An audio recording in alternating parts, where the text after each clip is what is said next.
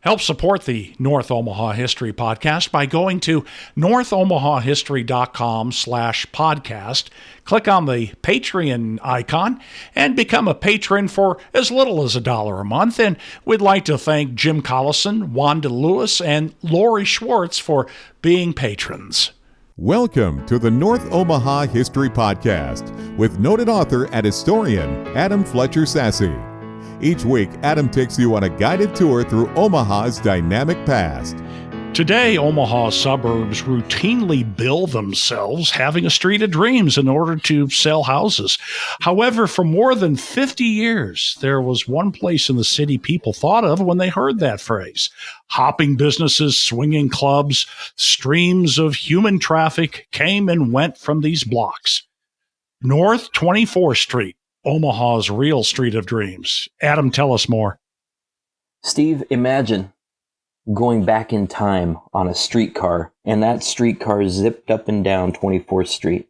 What you would see right around the turn of the century was a street lined with old-fashioned wooden buildings, small houses, and a couple of mansions sitting off on the sides, and kind of a docile suburban kind of effect right outside of downtown Omaha. But as you got closer into downtown, as you got closer into 24th or into Cummings Street and then to Dodge, it got more and more packed, and there were bars and there were hotels and there were movie theaters and there were restaurants and they just lined the streets. There were blacksmiths and there were grocery stores and there were fish markets and there was all kinds of things.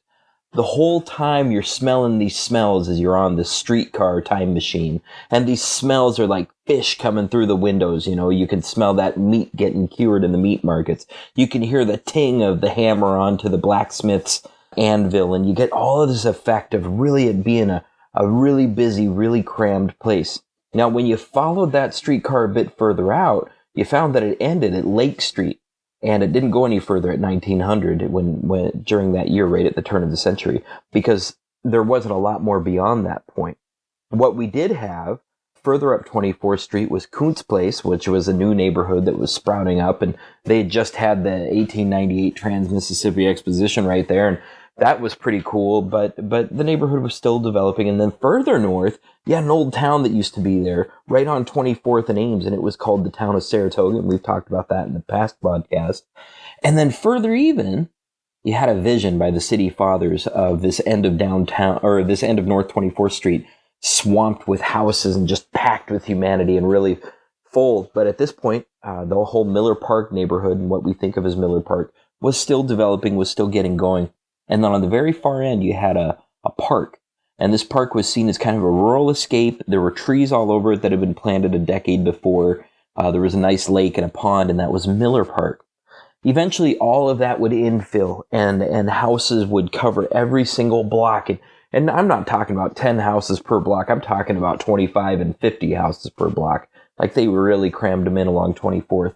But everything that went along with all those humans by 1920 was really coming in, and it was really filling in every one of those blocks. We had strips of businesses, all kinds of businesses that lined up and down 24th Street. We had churches, gigantic, beautiful churches, Emmanuel Lutheran and North Presbyterian, and eventually Pearl Church and Pearl Methodist Church. And we had the Lutheran Church of Our Redeemer and all kinds of churches lining 24th Street. So you really get this idea that early on, 24th Street was something else, but it even began by a different name, Steve.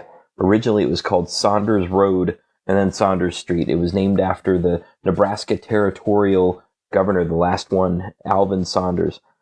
Saunders actually had a mansion that was off 16th, but they named the 24th Street for him.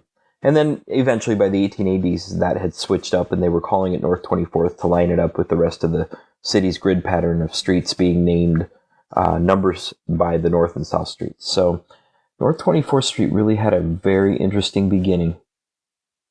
1930s was the zenith. Did I read that in your blog? Man, I'll tell you, by 1920, North 24th Street was pretty much infilled entirely between Dodge Street and about Ames and a little bit past that, all the way up to Fort. We had all kinds of businesses, like I'd mentioned. But one of the really cool things that was really starting to emerge at that point On a positive sense, is that you had a cultural scene that was developing first originally down around 24th and Cummings, and then it spread north. And this was originally a Jewish neighborhood. It was the downtown Jewish community, as it were. Jews lived both on the west side of 24th Street and on the east side of 24th Street, all the way over to 30th and all the way over to 16th. And they called this neighborhood the near north side neighborhood, but within it there were little enclaves. Closer towards Dodge, there was an enclave called Little Scandinavia, or Little Stockholm, that was filled with Scandinavians, particularly Swedish and Finnish and Norwegians. And there were churches and there were restaurants and there were groceries that only served Scandinavians, or didn't only serve them, but that was where they got all of their supplies and goods. It was from their countrymen who were right there in Little Stockholm. As Jews got more settled in around the 1910s, a group of Jews came from Russia, and they actually had a neighborhood that was called Little Russia, that was right around 20th and Lake, which was off 24th, but a lot of those folks had businesses that were centered on 24th Street. Again, fish markets and meat markets and grocery stores and cleaners and, just the whole variety of businesses that were popular by the 20s. And there were other Jewish elements, Jewish institutions along and near 24th Street, synagogues and old folk home and all kinds of different things. But that cultural effect, I can't stop going back to that.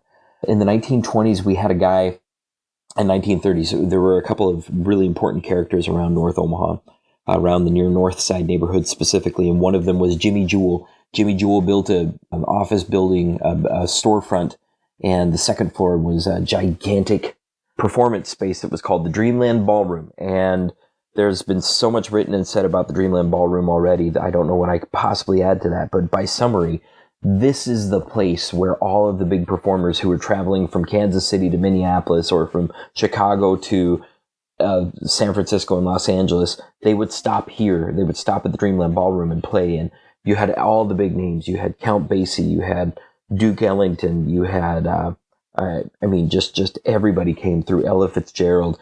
So many different names. It's hard to begin to list them off in a single podcast. But yeah, super busy place. You also had other folks here. There was a guy named Jim Bell. He was kind of a serial entrepreneur who was always trying to start something cool. He had a joint right off of 24th and Lake that was called the Club Harlem, or Harlem Club. I have an article all about it on the NorthOmahaHistory.com website.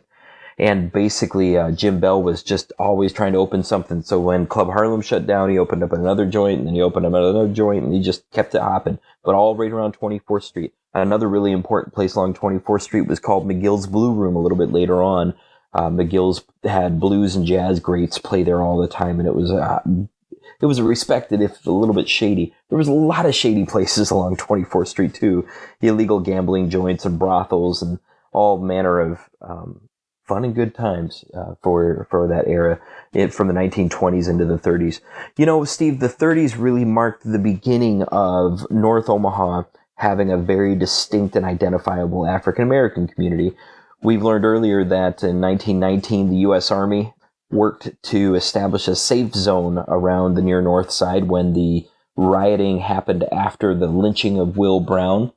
And that area was eventually used by the United States federal government to create a map for the Homeowners Loan Corporation. There's a professor at Creighton University named Palma Joy Strand who's done a great deal of research on this redlining practice. And basically what she's found is that the near north side was surrounded by a red line that was set down by real estate agents working with insurance agents, working with landholders, working with bank loan officers, and working with the federal government. And they surrounded this line, or this area of land, and they said this area within here is super dangerous, and the federal government shouldn't give any money to support homeowners owning homes there from within. They wanted homeowners to own those homes from without. Guess who the homeowners were left in that area? Were African Americans. And so North Omaha became a segregated housing area officially during the late 1919 was when it began, and then in the 20s and 30s and 1936 was really when it was codified by the United States government. So with the establishment of that, African Americans worked within that parameter and made a really successful community. And honestly, there were varying levels of success, but for the next 30 years, North Omaha, that near north side, all along 24th Street was so hopping, and there was so much going on. There weren't a lot of good jobs. Folks had to travel all the way down to the stockyards, or they had to work in the Union Pacific Railroad as porters, and eventually they got into the shops there. But it was a struggle for daily existence inside of the near north side. The other thing that was really big in the near north side around 24th Street was the reality of African American men specifically not being able to find work that was good. Women were expected to become house help and do other service sector jobs, and some of them did. A lot of the jobs in Omaha schools for African Americans were very, very limited. The Omaha Public Schools did not hire black teachers for a very long time, and when they did, they only hired them in schools that were along North 24th Street in the near north side. And so that kind of segregation existed as well. So North 24th was both a really great place and a really segregated place for a long time, but people made the most of it and made it work. Thanks for listening to the North Omaha History Podcast with noted author and historian Adam Fletcher Sasse. Join us next week as Adam takes you on another guided tour through Omaha's dynamic past.